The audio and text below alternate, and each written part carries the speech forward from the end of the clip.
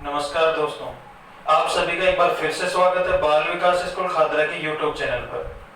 हम पढ़ रहे थे भारत, अंतरराष्ट्रीय सीमा, तटीय सीमा और भारत के द्वीप। आज अपन पढ़ेंगे भारत के भौतिक प्रदेशों का सामान्य परिचय। भारत के भूआकृतिक प्रदेश जो हैं, सबसे पहले अपन जानेंगे भारत के कौन कौन से मुख्य भूआकृतिक प्रदेश हैं। तो सबसे पहले भूआकृतिक प्रदेश की बात करूं तो उत्तर का पर्वतीय प्रदेश, फिर इस उत्तर के पर्वतीय प्रदेश के दक्षिण का जो भाग है उत्तर का विशाल मैदान।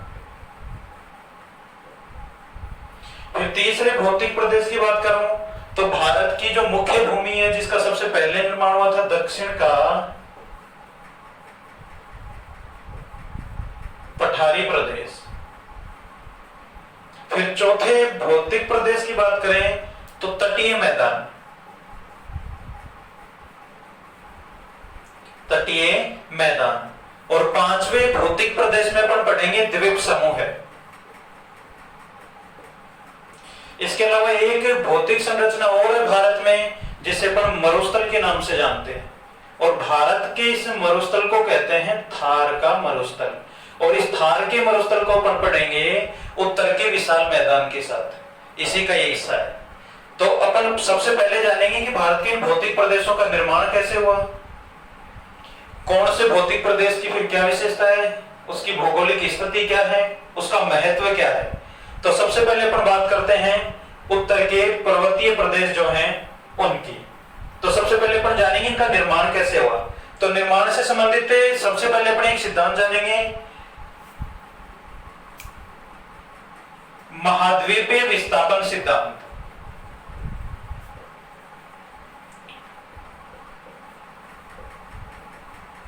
महाद्वीपीय विस्थापन सिद्धांत दिया था एक भूगोलवेत्ता थे अल्फ्रेड वेगनर। अल्फ्रेड वेगनर ने महाद्वीपीय विस्थापन सिद्धांत दिया। इसमें इसने बताया कि जो भौगोलिक इकाई भाग या प्लेट है उसका विस्थापन होता है, अर्थात वो स्थायी नहीं है। स्थायी नहीं है मतलब गतिशील है। तो इनके इस अध्ययन को अपन संक्षेप में समझेंगे, फिर इसके बाद अपन भारत के भौतिक प्रदेशों का निर्माण कैसे हो उसको जानेंगे। तो इन्होंने बताया सबसे पहले कि प्राचीन समय में आज से लगभग 250 मिलियन वर्ष पूर्व, 250 मिलियन वर्ष पूर्व पृथ्वी के दो भाग हुआ करते थे। दो तरह की पृथ्वी पर संरचना थी, एक जलीय और एक स्थलाकृति, जैसे कि आज। लेकिन स्थलाकृति भी समय की थी और जलीय आकृति भी समय की थी, जुड़ी हुई थी। तो जो स्थलाकृति थी उसको कहा जाता था पेंजिया, और जो जल राशि थी उसको कहा जाता था पेनथालासा। ये उस समय का सागर कह सकते हैं या फिर एक विशाल जल राशि होने के कारण ये महासागर भी कह सकते हैं अपन इसको। और ये जैसे आज के महाद्वीप ऐसे उस समय का महाद्वीप था, विशाल स्थल भाग था। अब कालांतर में भौगोलिक हलचलों के कारण ये पेंजिया जो है अलग अलग भागों में टूटता है और इसके दो भाग बन जाते हैं टूट करके। ऊपर वाला जो उत्तर का भाग था वो था अंगारा लैंड,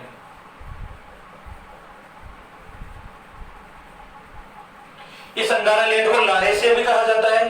फिर दूसरा बना नीचे का दक्षिण में जो भाग आ गया टूट करके, इसी पेंजिया का एक भाग अंगारा लैंड और दूसरा दक्षिण का भाग था गोंडवाना लैंड। और सागर का जो भाग था जो इन दोनों के बीच में आ गया उसको नाम दिया गया टेथिस सागर। अभी अपन ने बात की थी भारत में जो मरुस्थल है थार का मरुस्थल, तो उस थार के मरुस्थल के जो अवशेष है वो इसी टेथिस सागर के अवशेष है। अब ये अंगारा लैंड और गोंडवाना लैंड जो है ये आज से 50 से 60 मिलियन वर्ष पूर्व की स्थिति है, लेकिन ये भी स्थिर नहीं है, इनमें भी परिवर्तन हुआ। और गोंडवाना लैंड से कौन कौन से भाग बने और अंगारा लैंड से कौन कौन से भाग बने। तो सबसे पहले अपन जानेंगे गोंडवाना लैंड से जो भाग बनते हैं। गोंडवाना लैंड से बनता है एक तो उत्तर अमेरिका, एक बनता है यूरोप, एक बनता है एशिया जब आप भूगोल में आगे प्लेटें पढ़ेंगे तो इनका एक समेकित नाम मिलता है यूरेशिया, क्योंकि एक ही प्लेट के दो भाग हैं। इसके बाद एक भाग बना ग्रीनलैंड। ग्रीनलैंड विश्व का सबसे बड़ा द्वीप है, द्वीप है सबसे बड़ा, और सबसे बड़ा द्वीप समूह इंडोनेशिया है विश्व का, और सबसे बड़ा द्वीप है ग्रीनलैंड। तो ये चार भाग तो बनते हैं गोंडवाना लैंड के। अब बात करते हैं अंगारा लैंड की। तो अंगारा लैंड से भी ऐसे ही कौन कौन से भाग बनते हैं? पहला भाग बनता है दक्षिण अमेरिका, दूसरा जो भाग बना अफ्रीका, तीसरा भाग बना ऑस्ट्रेलिया, चौथा बना अंटार्कटिका, और एक भारत का जो पठारी क्षेत्र है। अभी अपन ने भौतिक प्रदेशों में बात की थी, दक्षिण का पठार या दक्षिण का पठारी क्षेत्र। तो भारत के दक्षिणी पठारी क्षेत्र की बात करें अपन तो वो भी इसी अंगारा लैंड का हिस्सा है। दक्षिण का पठारी क्षेत्र अंगारा लैंड का हिस्सा है, थार का मरुस्थल टेथिस सागर का हिस्सा है, और हिमालय पर्वत की अपन बात करें तो वो भी टेथिस सागर का भाग ही है। समझेंगे आगे कैसे? तो पेपर ने जाना विश्व कैसे अलग अलग भागों में बटा, कैसे अलग अलग महाद्वीपों की संरचना हुई। अब इसके बाद अपन पढ़ते हैं कोबर का एक और सिद्धांत है। कोबर ने एक सिद्धांत दिया भूसंगति या संकुचन। ने इस सिद्धांत में बताया, भूसंगति या संकुचन के सिद्धांत में, कि दो स्थल भाग होते हैं। स्थल भागों को उन्होंने कहा अग्रभूमि।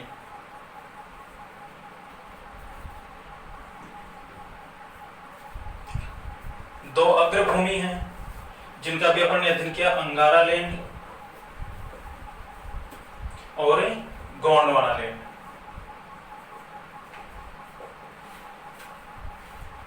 कोबर ने भूसंगति या संकोचन से संबंधित वलित पर्वतों के लिए एक सिद्धांत दिया था। उसी से संबंधित अपन ये चीज समझने जा रहे हैं। तो इन अग्रभूमियां जो स्थल भाग थे, यहां से कोई नदियां बहती हैं। अभी मानचित्र में अपन ने समझा था बना करके डायग्राम में कि ये गोंडवाना लैंड था, अंगारा लैंड, और दोनों के बीच में टेथिस सागर हुआ करता था। तो इन दोनों ही अग्रभूमियों से नदियां आकर के इस सागर में अपना जल डाला करती थी। अब नदियां अपना जल लेकर के आएंगी तो उनके साथ अवसाद भी आएगा। ये अवसाद लगातार यहां पर जमा होता रहा, और ये अग्रभूमियां जो थी ये भी लगातार एक दूसरे की तरफ गति करती रही। अब इनके लगातार गति के कारण क्या होता है कि ये पानी जो था इस दबाव के कारण साइड में जाता है, और अंदर जो अवसाद नदियों के साथ आया था, इस अवसाद का अवसादीकरण होता है, और इस अवसादीकरण के परिणाम स्वरूप जो पानी साइड में चला जाता है तो उसके बाद ये चट्टानों के रूप में परिवर्तित हो जाता है, चट्टानें बनती हैं। अब यहाँ पर लगातार इन दोनों प्लेटों के पड़ रहे दबाव के कारण इस क्षेत्र पर अधिक दबाव लगता है और इस क्षेत्र पर अधिक दबाव लगता है। तो इस क्षेत्र पर लग रहे दबाव के कारण और इस क्षेत्र पर लग रहे दबाव के कारण दो अलग अलग पर्वत श्रृंखलाएं बनती हैं। यहाँ पर जो पर्वत श्रृंखला बनती है दबाव के कारण वो है हिमालय पर्वत, जो भारत का उत्तर पर्वतीय प्रदेश का भाग है, जिसके बारे में अपन विस्तार से अध्ययन करेंगे। तो इस दबाव के कारण हिमालय पर्वत पड़ता है। बीच में का जो भाग था ये हिस्सा, इधर से इस प्लेट का हिस्सा ज्यादा दबाव लगने के कारण ज्यादा ऊपर उठा ये अवसाद, और इधर से इसका दबाव लगने के कारण ये ज्यादा ऊपर उठा। बीच के भाग पर दबाव कम लगने के कारण ये ऊपर उठ नहीं पाया, और यहाँ पर निर्माण होता है पठार का, और यही पठार है तिब्बत का पठार। तो भारत का पहला भौतिक प्रदेश है हिमालय। अब हिमालय के बाद में दूसरा भौतिक प्रदेश है, उसका निर्माण कैसे होता है, जिसके बारे में पढ़ने पड़ा, उत्तर का विशाल मैदान। तो भारत की जो एक प्लेट थी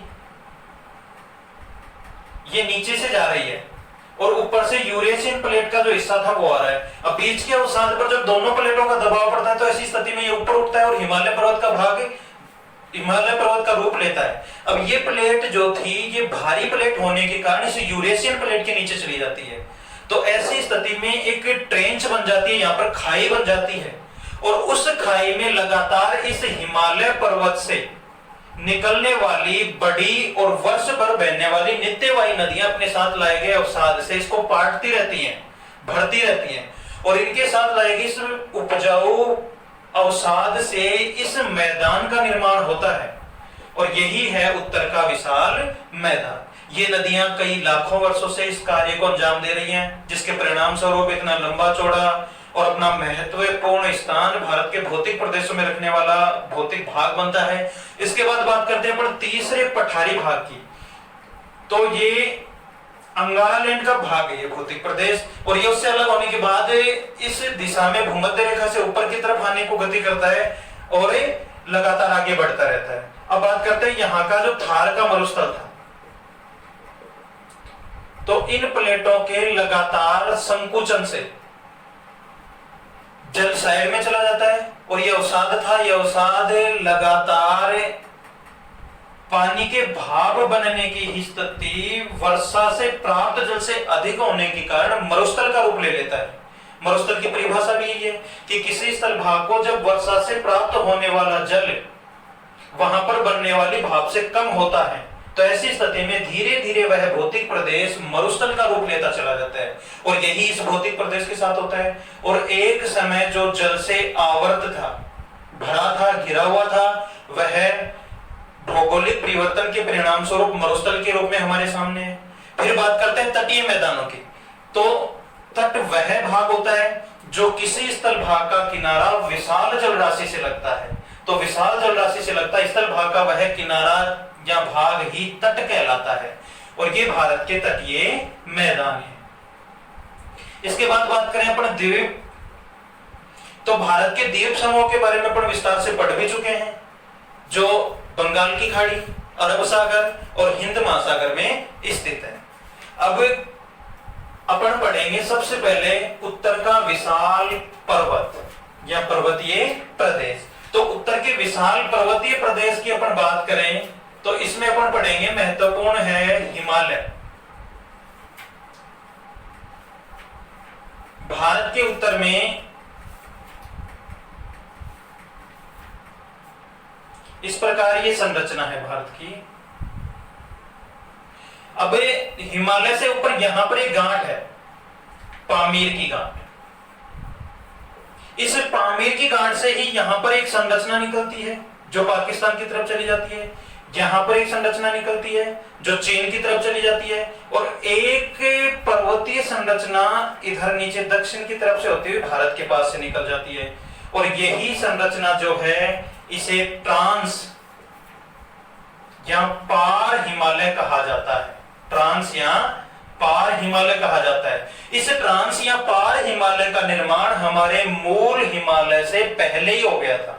मूल हिमालय के 3 ही भाग हैं। इस हिमालय के निर्माण से पहले ट्रांस या पार हिमालय का निर्माण हो गया था, जिसकी 3 महत्वपूर्ण भाग हैं, कराकोरम, लद्दाख और जास्कर।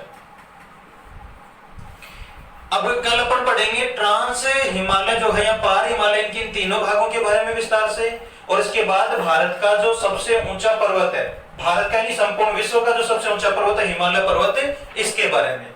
आप लगातार चैनल पर हमारी कक्षाएं प्राप्त करने के लिए चैनल को लाइक करें, शेयर करें, सब्सक्राइब करें।